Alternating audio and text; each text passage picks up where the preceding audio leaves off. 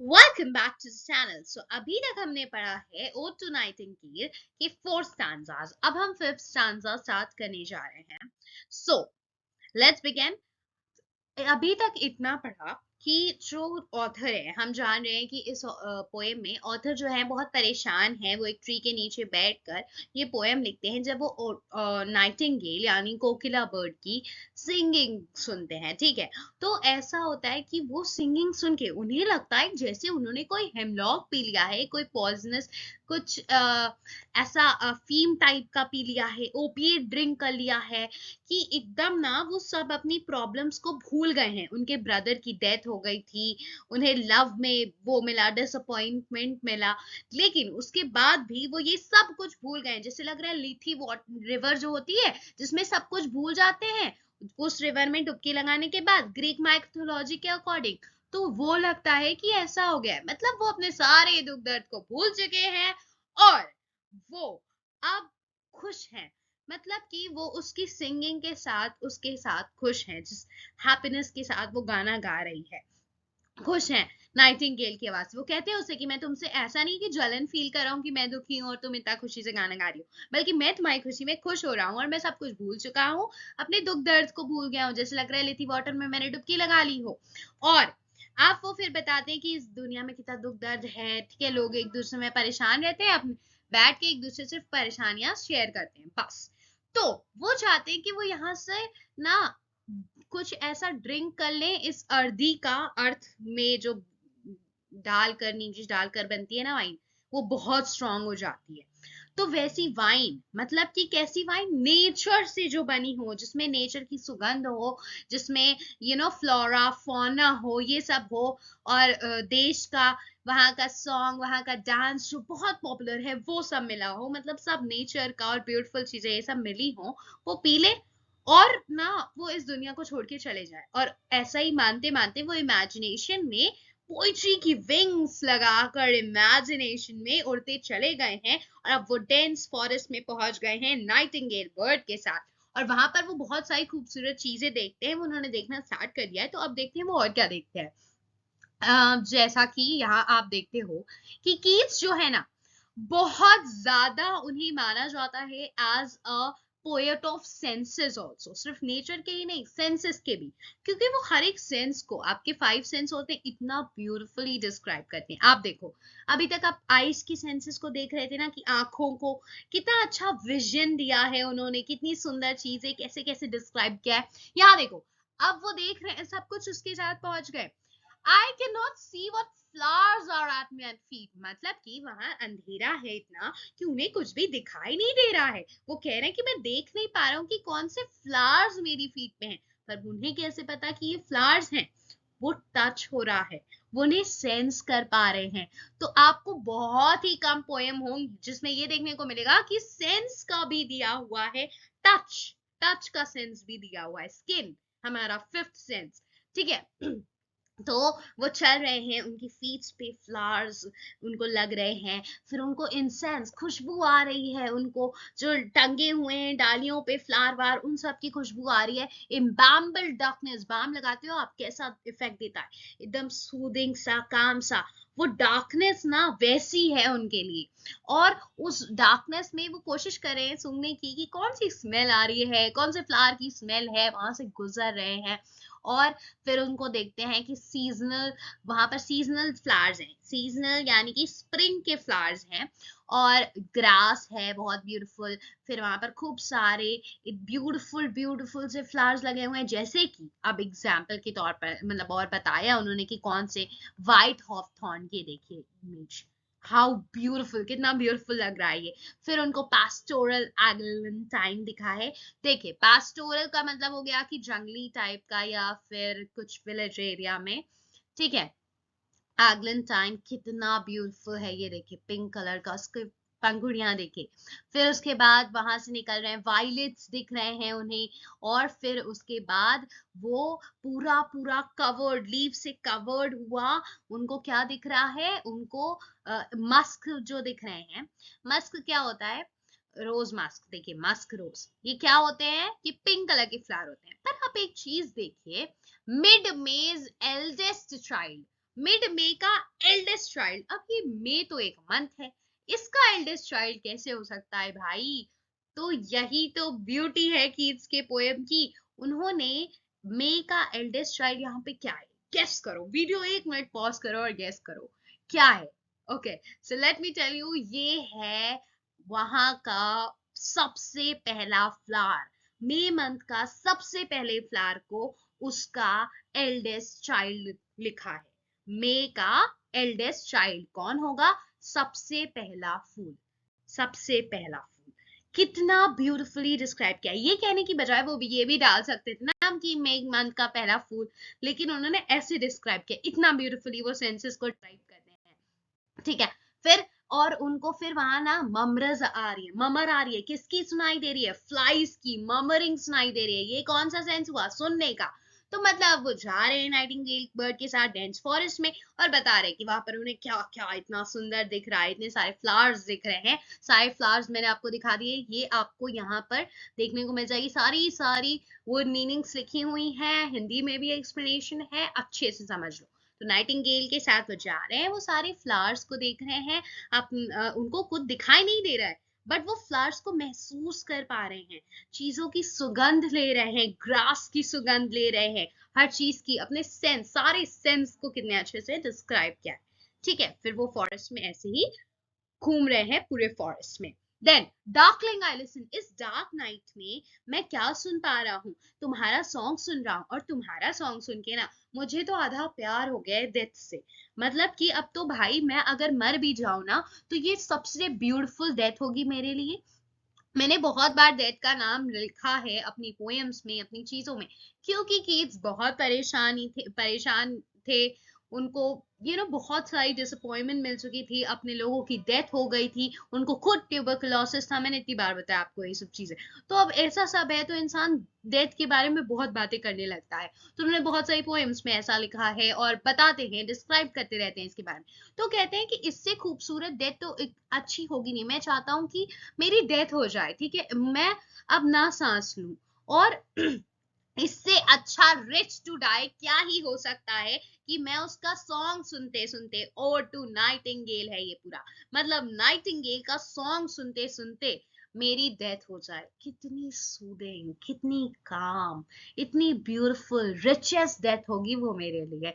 अब कोई पेन का क्योंकि उन्हें एहसास नहीं होगा। देखिए, इसी मिडनाइट में मर जाऊं विद नो पेन, कोई पेन ना हो भाई मुझे, वाइल दो आर्ट पावर, लेकिन जब मैं ये मेरी डेथ हो जाएगी, तो ये जो होगा कि सबसे बेस्ट टाइम तो होगा, ठीक है, बहुत खुशी का पल होगा मेरे लिए, सबसे बेस्ट और इजीएस्ट डेथ होगी, और ये रिचेस्ट डेथ भी होगी मेरे लिए, कि अब मुझे कोई भी दुख दर्द का एक्सपीरियंस नहीं करना पड़ेगा।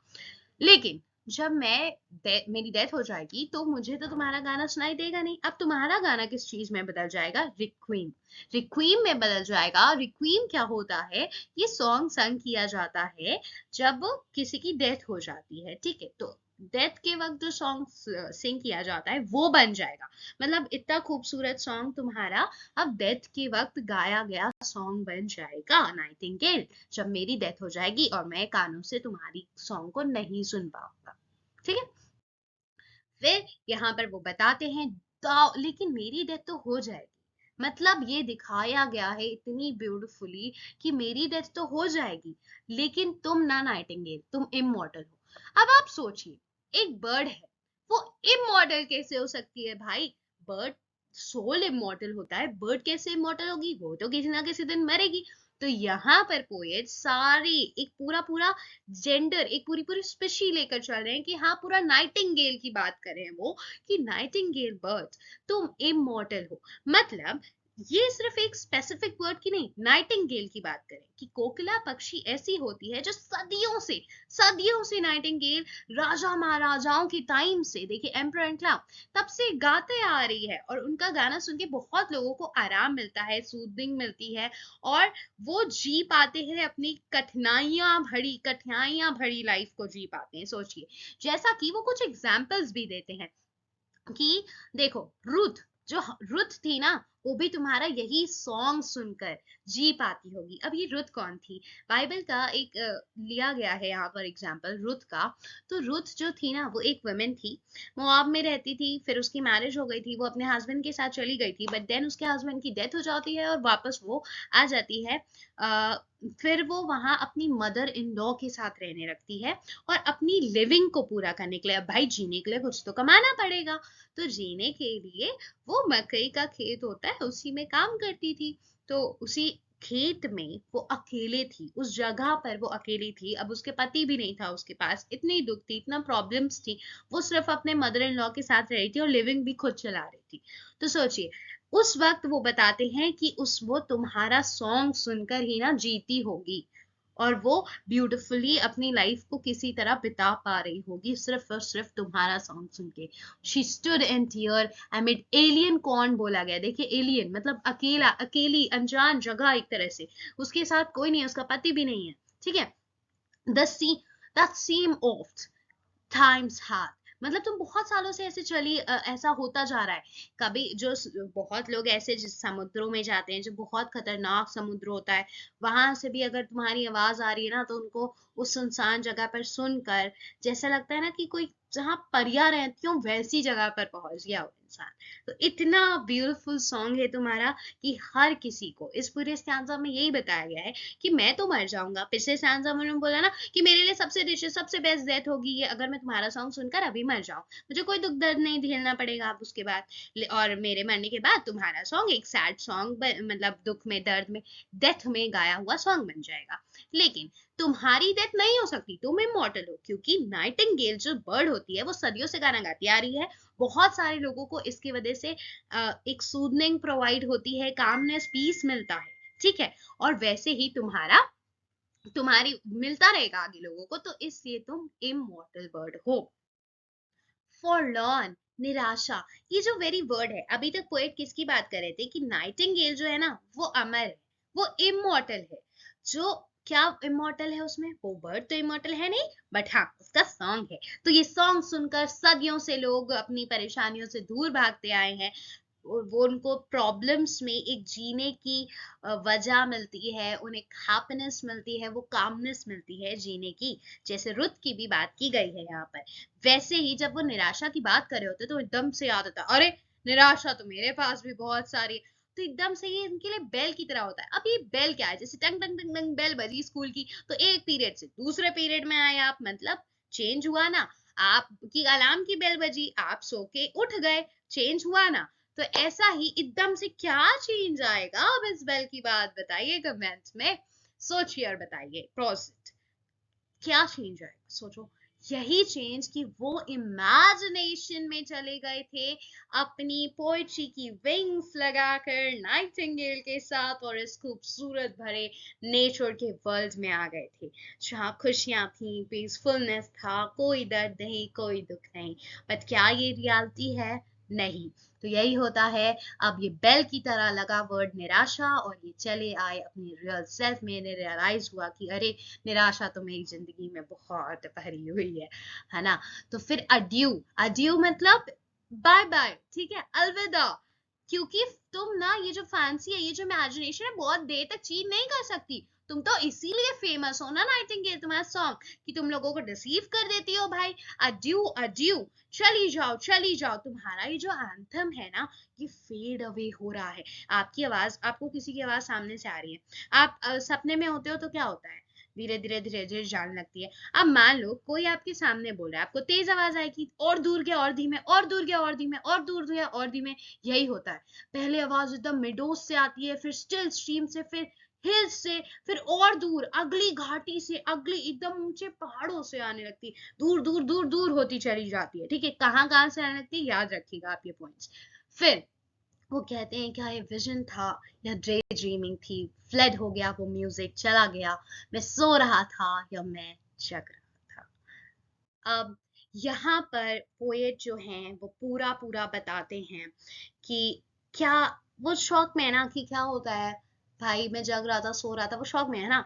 आपके साथ क्या होता है जब आप प्रॉब्लम्स में होते हैं, तो आप कुछ ढूंढने की कोशिश करते हैं जिससे आप उन प्रॉब्लम से निकल पाए, यहाँ पर पोएट बहुत ज्यादा दुख दर्द में है, तो आपको उनको ना नाइटिंगेल का सॉन्ग सुनकर इतना ज्यादा अच्छा लगता है कि वो इतनी तारीफ करते हैं सॉन्ग की, और नेचर के तो वो पोएट है ही, तो वो नेचर में चले जाते हैं नाइटिंगेल के साथ, and he enjoys the nature, he forgets everything about the world, सारा दुख दर्द कुछ नहीं, वर्ल्ड का पॉलिटिक्स कुछ नहीं रह गया, बस नेचर की खूबसूरती, उसकी कामनेस, और फिर जो पीस थी मिली उनको, वो पूरा उन्होंने ब्यूटीफुली डिस्क्राइब किया। वो सेंसेस के पोएट भी कहे जाते हैं।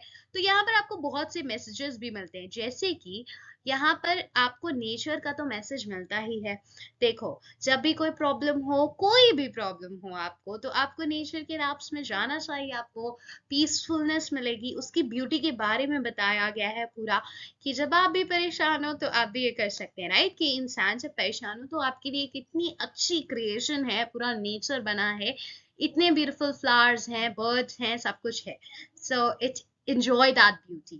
और एक और चीज, जो नाइटिंगेल को यहाँ पर इमॉर्टल कहा गया है, ये मेरे अकॉर्डिंग, अगर सोचिए उसका सॉन्ग इमॉर्टल है ना, नाइटिंगेल बर्ड तो इमॉर्टल नहीं हो सकती, बट सदियों से गाने गाते आ रहे हैं जो लोगों को हैप्पीनेस प्रोवाइड कर सकता है। तो you can be also a person in someone's in everyone's life, in fact, to make them happy and to become immortal by this. सिर्फ सब कुछ कमाना is not everything, it is something, but of course you can also become that person in everybody's life, in fact, है ना? तो immortal आप कैसे बन सकते हो? अपने वर्क से, जैसे नाइटिंगेल अपने सॉन्ग से बनी। End of course the real message of the poem आप नहीं भूल सकते, दैट इज नेचर कितना सुंदर है, कितना वो है कि आप उसमें अगर चले जाओ ना, तो जैसे एक वाइन फील हो, इतना मस्त हो जाओगे आप, इतना पीसफुलनेस होगा वहां पर कि क्या ही कहा जाए। सो आई होप आपको ये पूरी पोएम क्लियर होगी और ब्यूटीफुली इसको समझ में आ गई होगी सब कुछ, राइट? सो आ गया है, सो to give it a big thumbs up and also subscribe to my channel। और आपका BSM2 का भी पूरा सारी जो पोएम्स हैं, I have tried to cover them, सो वो प्लेलिस्ट में आप चेक करते रहिएगा। एंड आपको कोई भी तरह की प्रॉब्लम आई हो इस पोएम में, so do comment down, I will try to of course solve your problem and doubts। Do subscribe to the channel। Thank you, meet you in the next video।